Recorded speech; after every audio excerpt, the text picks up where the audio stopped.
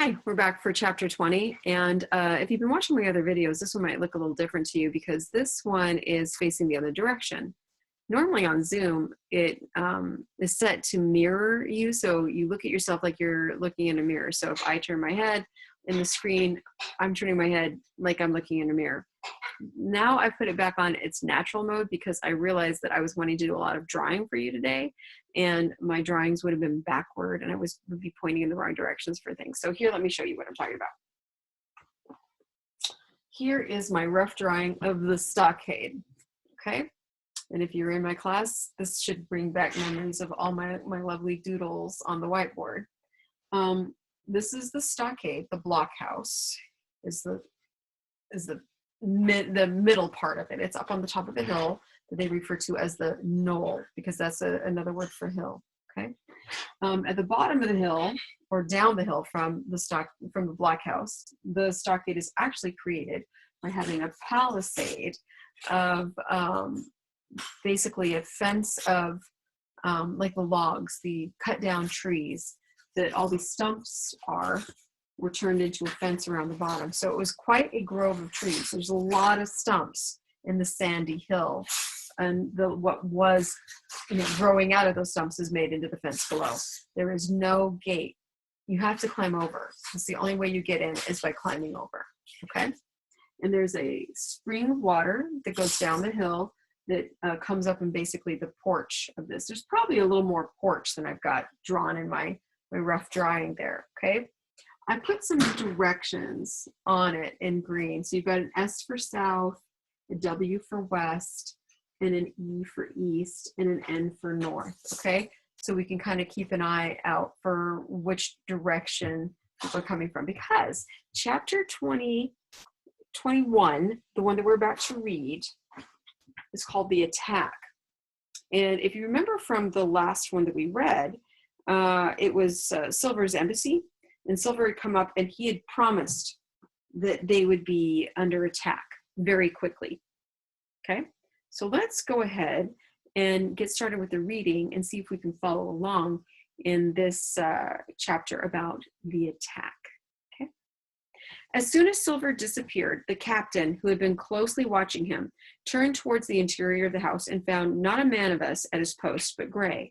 It was the first time we had ever seen him angry. Because remember, he had told them all, like, you go here, you go here, you go here.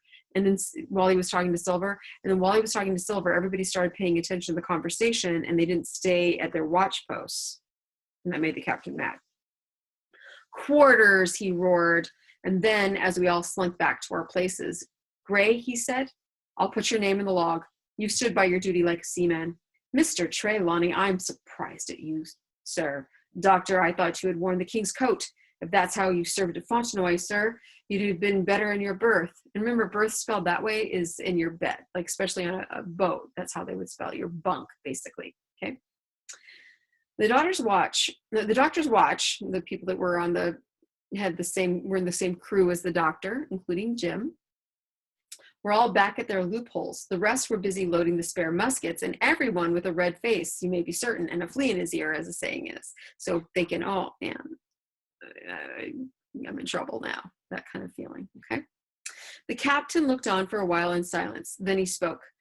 My lads, says he, I've given Silver a broadside. I pitched it in red hot on purpose. And before the hour's out, as he said, we shall be boarded. We're outnumbered. I needn't tell you that. But we fight in shelter, and a minute ago I should have said we fought with discipline. I've no manner of doubt that we can drub them if you choose.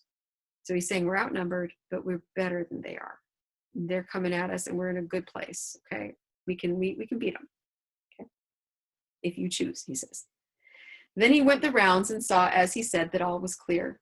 On the two short sides of the house, east and west, pull it back over here. East and west, the short sides of the house, there were only two loopholes. On the south side, where the porch was, 2 again, and on the north side, 5. Okay, so the loopholes are like the windows, right? So these are the windows, little bitty like slit windows. There's going to be one on each side of the door here, and on the short sides there's 2. But on the long side over there, there's actually going to be 1, 2, 3, 4 facing this way. Okay, 2 facing this way, 2 facing this way, 2 facing this way, 2 facing this way, and 2 facing this way, and 2 facing this way. So if you're the captain, you've got to decide who's going to be using which loopholes to defend, because they, you know, there's only so many of these guys, right? That's how many loopholes, small windows there are. Okay. There was a round score of muskets for the 7 of us. The firewood had been built into 4 piles. The score is 14. Okay, so there's 7 people. Basically, there's 2 muskets each. The firewood had been built into 4 piles, tables, you might say, one about the middle of each side, and on each of these tables, some ammunition and 4 loaded muskets were laid ready to the hand of the defenders. In the middle, the cutlasses lay ranged. So they had stacked up the firewood to be like tables in the middle of the 2 tables in the middle of the blockhouse. And on that, they put the muskets, the ammunition, and the cutlasses, so that they're all like organized and ready to go to use them as they need to. Okay. Toss out the fire, said the captain. The chill is past and we mustn't have smoke in our eyes. The iron fire basket was carried bodily out by Mr. Trelawney, and the embers smothered among sand. Hawkins hasn't had his breakfast. Hawkins, help yourself and back to your post to eat it, continued Captain Smollett. Because remember, he woke up as Silver was arriving, so he hasn't even had a chance yet to eat. Lively now, my lad. You'll want it before you've done. Hunter, serve out a round of brandy to all hands. Now, it might be interesting to you guys, because in our time period and where we live, alcohol is something that only adults drink, and that there's a drinking age, a legal drinking age. In the time that Jim lived, in the 1700s, there wasn't a drinking age. Alcohol was something that, it was a fermented drink, and fermented drinks didn't go bad, because basically what fermentation is kind of the process of going bad. And they can get nastier, I guess, but a fermented drink will last a long time. And so alcohol was a very common drink to have around, and children would grow up drinking it in small amounts, not in large amounts, because alcohol can poison and kill you. But so Jim having some brandy wouldn't have been like an illegal or even a wrong thing, but small people can only have so much of it before it affects them too much. But brandy would have warmed him up and made him feel a little less tense about things, I think. And that's the captain's idea. Okay. Not that we should all be drinking brandy. It's not very good anyway. Okay. Let's see. And while this was going on, the captain completed in his own mind the plan of the defense. Doctor, you will take the door, he resumed. See and don't expose yourself. Keep within and fire through the porch. Hunter, take the east side. There. Joyce, you stand by the west, my man. Mr. Trelawney, you are the best shot. You and Gray will take this long north side, and with the 5 loopholes. It is there the danger is. If they can get up to it and fire in upon us through our own ports, things would begin to look dirty. Hawkins, neither you nor I are much account at the shooting. We'll stand by to load and bear a hand. Okay, so I got one, there should be 5 of these loopholes here. So there's 5 places to shoot out from on the backside. And what the captain is telling us is that makes it 5 places where we can get shot at. If they get up the hill and put a gun into our house that we're in to shoot at us, that's a bad thing. So whoever's on this side with that many openings has got to be ready to defend it well. And that means that Trelawney, the best shot, and Gray, who seems to be a pretty good fighter, are going to handle that side. And Joyce and Hunter have the short sides. The doctor is in the door area to shoot out. And the captain and Jim are just going to be handing them things and helping them out. That's their job, okay? As the captain had said, the chill was past. As soon as the sun had climbed above our girdle of trees, it fell with all its force upon the clearing and drank up the vapors at a drop. So the fogginess that was there before is gone because it got very sunny. Soon the sand was baking and the resin melting in the logs of the blockhouse. Jackets and coats were flung aside, shirts thrown open at the neck and rolled up to the shoulders. And we stood there, each at his post, in a fever of heat and anxiety. An hour passed away. Hang them, said the captain. This is as dull as the doldrums. Gray, whistle for a wind. And just at that moment came the first news of the attack. If you please, sir, said Joyce, if I see anyone, am I to fire? I told you so, cried the captain. Thank you, sir, returned Joyce with the same quiet civility. Nothing followed for a time, but the remark had set us all on the alert. Straining ears and eyes, the musketeers, with their pieces balanced in their hands, the captain out in the middle of the blockhouse with his mouth very tight and a frown on his face. So some seconds passed, till suddenly Joyce whipped up his musket and fired.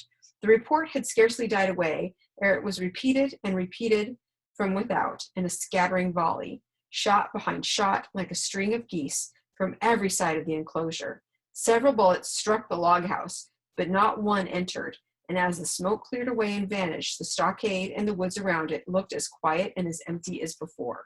Not a bough waved, not the gleam of a musket barrel betrayed the presence of our foes. Okay, so they had the first round of shots at one another, and then it goes back to quiet again. Did you hit your man? Asked the captain. No, sir, replied Joyce. I believe not, sir. Next best thing to tell the truth, muttered Captain Smollett. Load his gun, Hawkins. How many should say there were on your side, Doctor? I know precisely, said Dr. Livesey. 3 shots were fired on this side. I saw the 3 flashes, 2 close together, 1 farther to the west. 3, repeated the captain. And how many on yours, Mr. Trelawney? But this was not so easily answered. There had come many from the north, 7 by the squire's computation, 8 or 9 according to Gray. From the east and west, only a single shot had been fired. It was plain, therefore, that the attack would be developed from the north, and that on the other 3 sides we were only to be annoyed by a show of hostilities. But Captain Smollett made no change in his arrangements. If the mutineers succeeded in crossing the stockade, he argued, they would take possession of any unprotected loopholes and shoot us down like rats in our own stronghold. Okay, so the doctor, facing this way, says there were 3 people in this direction. There's only one this way and only one this way. And there are at least 7, maybe 9 over there. I'm thinking probably more. And the captain's thinking more too. These are just to make it so that nobody escapes this direction, or so they're bothered in all directions. And this is where they're all going to come from. That's what the captain is thinking. Okay.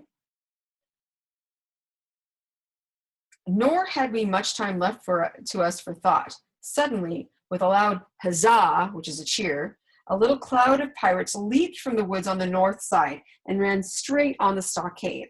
At the same moment, the fire was once more opened from the woods, and a rifle ball sang through the doorway and knocked the doctor's musket into bits. The boarders swarmed over the fence like monkeys. Squire and Gray fired again and yet again. 3 men fell, 1 forwards into the enclosure, 2 back on the outside. But of these, one was evidently more frightened than hurt, for he was on his feet again in a crack and instantly disappeared among the trees. So as they're coming at them, they fire at them. 1 falls inside, 1 falls outside, and 1 falls back and runs on the outside too. Okay. 2 had bit the dust, 1 had fled, 4 had made good their footing inside our defenses, while from the shelter of the woods, 7 or 8 men, each evidently supplied with several muskets, kept up a hot, though useless, fire on the log house. The 4 who had boarded made straight before them for the building, shouting as they ran, and the men among the trees shouted back to encourage them. Several shots were fired, but such was the hurry of the marksmen that not one appears to have taken effect. In a moment, the 4 pirates had swarmed up the mound and were upon us. So a bunch of these guys come running, and they jump over the fence. 3 of them are out because they get shot at, but 4 keep running, and they make it. They make it up to the blockhouse, right? The head of Job Anderson, the bosun, looks like boatswain, bosun, appeared at the middle loophole. Adam, all hands, he roared in a voice of thunder. At the same moment, another pirate grasped Hunter's musket by the muzzle, wrenched it from his hands, and plucked it through the loophole, and with 1 stunning blow, laid the poor fellow senseless on the floor. Meanwhile, a 3rd, running unharmed all around the house, appeared suddenly in the doorway and fell with his cutlass on the doctor. he doesn't mean like fell down, but like went after him with his cutlass. So he's like sword fighting. So a couple things happen. Job Anderson is all the way up, like putting his face in the window, basically saying, "Get him, guys!" And then another pirate comes and grabs Hunter's the end of his musket, pulls it, and then smacks him in the face with it really hard, knocks him out. And then another guy comes up to the front door and starts sword fighting with the doctor, whose musket got blown to bits a minute ago. Our position was utterly reversed. A moment since we were firing under cover at an exposed enemy. Now it was we who lay uncovered and could not return a blow. The log house was full of smoke, to which we owed our comparative safety. Cries and confusion, the flashes and reports of pistol shots, and one loud groan rang in my ears. "Out, lads, out, and fight 'em in the open! Cutlasses!" cried the captain. So it's all smoky and they're kind of like blocked in there. Like right now, it's like they're getting shot at from the outside. So the captain's like, get your cutlasses and get out and fight them in the open. I snatched the cutlass from the pile. This is Jim, the kid, grabs a sword basically. And someone at the same time snatching another gave me a cut across the knuckles, which I hardly felt. I dashed out of the door into the clear sunlight. Someone was close behind, I knew not whom.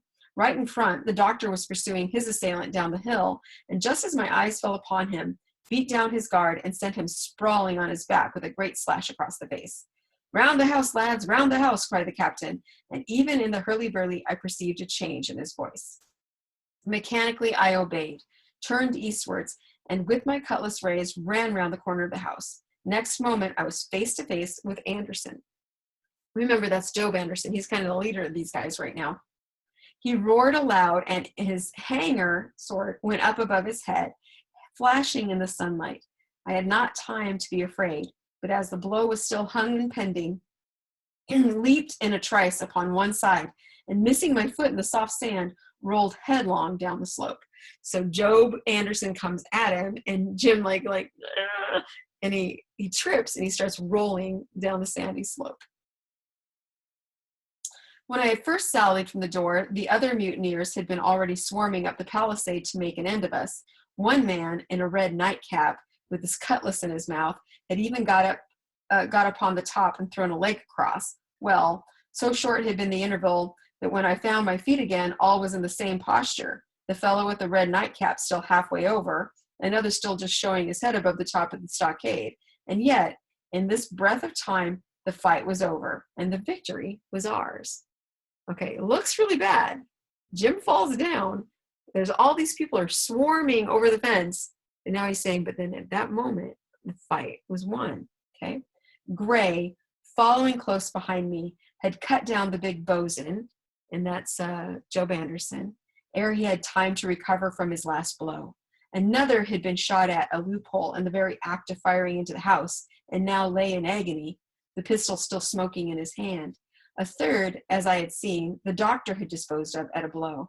Of the four who had scaled the palisade, only one remained unaccounted for, and he, having left his cutlass on the field, was now clambering out again with the fear of death upon him.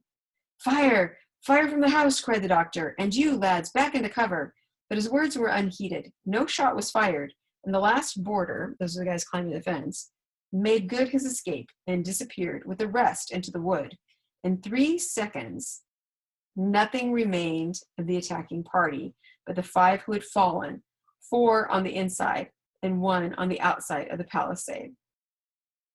The doctor and Gray and I ran full speed for shelter.